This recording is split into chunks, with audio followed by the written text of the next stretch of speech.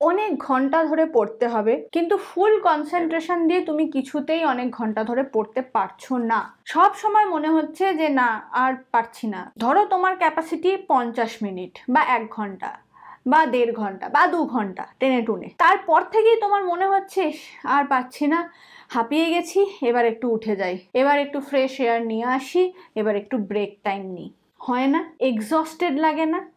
ফুল concentration দিয়ে সারাদিন পড়া তো দূর, তুমি 50 মিনিটও পড়তে পারছো না। কেন জানো? কারণ তোমার ব্রেনটা ট্রেন্ড নয়, পড়তে অভ্যস্ত নয়।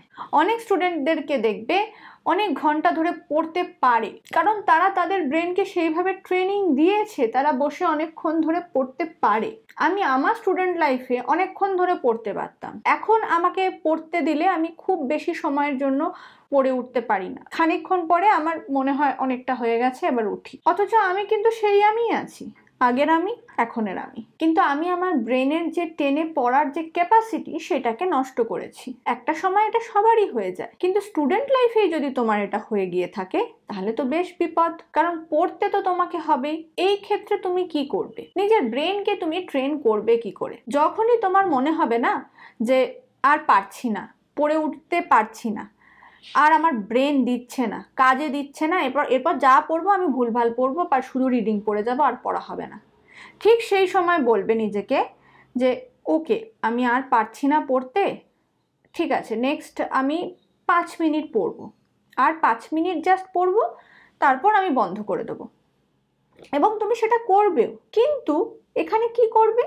নেক্সট যে 5 মিনিট পড়বে সেটাতে তুমি জান লাগিয়ে পড়বে, মানে ফুল কনসেন্ট্রেশন দিয়ে পড়বে। এবার ফুল কনসেন্ট্রেশন দিয়ে তুমি 5 মিনিট পড়লে, তারপর তুমি বন্ধ করে রেখে দিলে। এতে তোমার কি হলো? তোমার যদি 50 মিনিটের ক্যাপাসিটি হয়, তুমি ওটাকে 55 মিনিট টানলে। এবার এইভাবে এটা যদি তুমি পরপর করতে থাকো, আবার নেক্সট যে স্টাডি সেশনটা এলো সেখানেও তুমি বললে 50 মিনিট পর আমি আর পারছি না, ঠিক আছে আমি আরো 5 মিনিট পড়বো বেশি, এবং সেই 5 মিনিট আমি ফুল কনসেন্ট্রেশনে জান লড়িয়ে পড়বো। আবার ওই 5 মিনিটে তুমি পড়লে, তো এইভাবে করলে একদিন দুদিন পরেই তুমি নোটিস করবে তুমি আর 50 মিনিট পড়ার পর হাঁপিয়ে যাচ্ছ না। তুমি কিন্তু 55 মিনিট বা 60 মিনিট টেনে দিতে পারছো 1 ঘন্টা। ঠিক তারপরে বলবে আর এবার আমি 10 মিনিট পড়বো। 60 মিনিটের পরে তুমি আবার 10 মিনিট ভালো করে পড়ছো প্রচন্ড কনসেন্ট্রেশন দিয়ে, তারপর আবার রেখে দিচ্ছ। এটাতে কি হয় বলতো? তুমি তোমার ব্রেনের ক্যাপাসিটিটাকে বাড়াচ্ছ।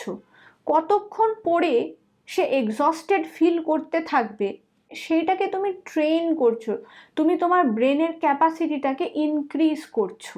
এইভাবে প্র্যাকটিসটা করার পরে তুমি দেখবে হয়তো 1 সপ্তাহ আগে তুমি 50 মিনিটে হাঁপাচ্ছিলে, এখন 1 সপ্তাহ বাদে তুমি সেটা ইজিলি 1 ঘন্টা 15 মিনিট অবধি টেনে দিতে পারছো। এইভাবে ধীরে ধীরে কিন্তু তোমার ক্যাপাসিটিটা তুমি বাড়াতে পারবে। যখন তুমি এক্সারসাইজ করো, প্রথম দিনে কি পুশ আপ যখন করছিলে একদম 10টা পুশ আপ করে দিতে পেরেছিলে? না, প্রথমে 5টা করেই তোমার মনে হচ্ছে হাত ব্যথা করছে, পিঠ ব্যথা করছে, তাই তো? তারপর তুমি বললে না আজকে ঠিক আছে 5টা করেছি, কালকে 7টা চেষ্টা করব। এইভাবে ধীরে ধীরে বাড়িয়েছো। তারপরে একজন লোক কিন্তু একসঙ্গে টানা 30টা পুশ আপ করে নিলেও তার কিছু মালুম হয় না, যারা এক্সারসাইজ করে করে অভ্যস্ত, তাই তো? তো এক্স্যাক্টলি লাইক দ্যাট ওয়ে বডিকে যেইভাবে তুমি ট্রেন করছো সেইভাবেই কিন্তু তুমি তোমার ব্রেনকেও ট্রেন করতে পারো, তারও ক্যাপাসিটিটাকে বাড়াতে পারো এই টেকনিকটার মাধ্যমে।